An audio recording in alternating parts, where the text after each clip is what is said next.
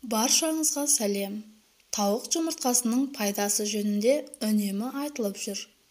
Ал адам күнделікті 2 жұмыртқа жегенде ағзасында қандай өзгерістер болады? Достар, видеоны соңына дейін қараңыз. Күнделікті 2 жұмыртқа жеудің денсаулыққа 9 түрлі пайдасын айтатын боламын. Жұмыртқа арзан әрі пайдалы тағам. Оны дайындаудың көптеген түрлері бар. Сонымен қатар, олар әртүрлі тағамның басты құрамы болып табылады. Жұмыртқаның адам ағзасына берер пайдасы мол екенін бұрыннан-ақ белгілі. Оны пайдалану ежелгі үнді жерінде бастау алған деген дерек бар. Ертеде қыз-келіншектер әжімнің көзін жою үшін немесе шаштары қатты болу үшін жұмыртқаны пайдаланған. Ал ер азаматтар жорыққа не шайқасқа шықпас бұрын жұмыртқамен ауқаттанған.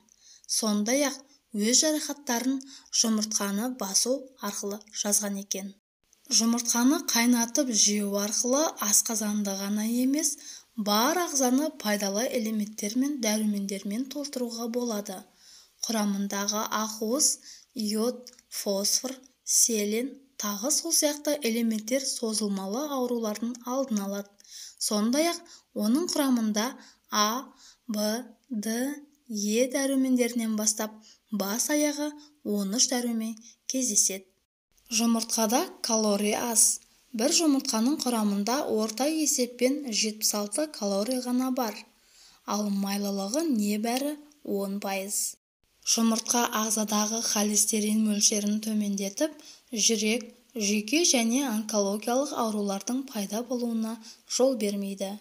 Көптеген диеталардың мәзірінде жұмыртқа кездесіп жатады. Себебі оның арқасында артық салмақтан арылуға және салмақты бір қалыпты ұстауға болады. Күнделікті 2 жұмыртқа жеудің денсаулыққа 9 түрлі пайдасын бірге білейік. Миды холиндер қорғап тұрады. Бастың ми жүйесінің байланысын зерттейтін фосфолипидтер холиндерден тұрады. Дәл осы дәруменнің ми құрылысына маңызды екенін ғылыми дәлелденген. Адам 2 жұмыртқа жегенде осы элемент толықтырылып отырады. Холиннің жеткіліксіздігі есте сақтау қабілетін төмендетеді. Адамның көз жанары лютеин арқылы сақталады. Жаңа зерттеулерге сәйкес жұмыртқада лютеиндердің көптігі анықталды. Лютеин көздің жақсы көруі мен нашар көруін зерттейді. Лютеиннің жеткіліксіздігінен көз жанары нашарлай бастайды. Д дәрумені кальцийді толықтырады. Жұмыртқаның құрамында Д витамині адамның сүйегін қатайтып, тістің мықтылығын сақтайды. Жүрек қан-тамыр ауруларынан сақтайды. Ғалымдар жұмыртқа құрамында холестерин фосфатидтермен тең болғандықтан адамға зиянсыз екенін дәлелдеді. Ол ағзадағы холестериндерді жояды. Жұмыртқада омега-3 қышқылы бар. Ол жүрек қан-тамыр ауруларының алдын алады. Салмақтан арылтады. Америкалық ғалымдар жұмыртқа тағамының жеңіл диетасын пайдаланып, таңертең жұмыртқа жеп тұрса, адам 2 есе тез арықтайды. Жұмыртқа ағзада ұзақ жүріп, күні бойы көп тамақтанудан сақтайды. Онкологиялық аурулардың алдын алады. Миға әсер ететін холин онкологиялық ауруларға да қарсы күреседі. Сондықтан жұмыртқаны тұрақты жеп жүрген әйелдердің 18%-ның сүт безі қатерлі ісігі азайған. Балалы болуды жоспарлаған кезде пайдалы. Б дәрумендер тобы сондай-ақ жыныстық гормондарды қалыптастыруға қатысады. Б9 дәрумені фолий қышқылы аталатын өзге де атауға ие. Оның көмегімен қызыл қан жасушалары түзеліп, ұрықтың жүйке түтікшесі қалыптасады. Баланың кешеуілдеген ақыл-ой психикалық даму қаупін азайтады. Бір тауық жұмыртқасында дәруменнің 7 микрограмм мөлшері бар. Қартаю үдерісі баяулайды. Бұл жөнінде Нидерланд ғалымдарының зерттеулері дәлел болады. 35-тен 40 жас аралығындағы 87% әйелдерде пигмент дақтар жоғалып, тері тартылған. Ал еркектердегі көз айналасындағы ұсақ секпілдер айтарлықтай тегістелген. Жұмыртқада кальций, темір, калий, мырыш, марганец сияқты пайдалы минералдар бар. Сол себепті жұмыртқа тойымды келеді. Ірі жұмыртқа 77 калория, 6 грамм ақуыз, 5 грамм пайдалы май және көмірсудан тұрады. Сонымен қатар жұмыртқа ақуызға бай. Адам ағзасы ақуызды синтездеу үшін 21 түрлі амин қышқылын тұтынады. Оның 9-ын ағза өздігінен өндіре алмайтындықтан күнделікті жеген тағамымыздан алады. Ал жұмыртқа амин қышқылы мен пайдалы ақуыздарға өте бай. Басқа тағамдар сияқты жұмыртқаның да зияны бар. Әрине, жұмыртқамен шамадан тыс тамақтансаңыз. Холестериннің ең үлкен мөлшері осы тағамда. Холестерин адамның ағзасында қауіпті процестерді тудырады. Оның кесірінен жүрек, тамыр ауруларының дамуы мүмкін. Көптеген адамдар ұзақ уақыт бойы тері ауруларынан зардап шегеді. Ол жұмыртқадан болуы ғажап емес, өйткені бұл тағам аллергиялық реакция тудыратын тағамдардың қатарында.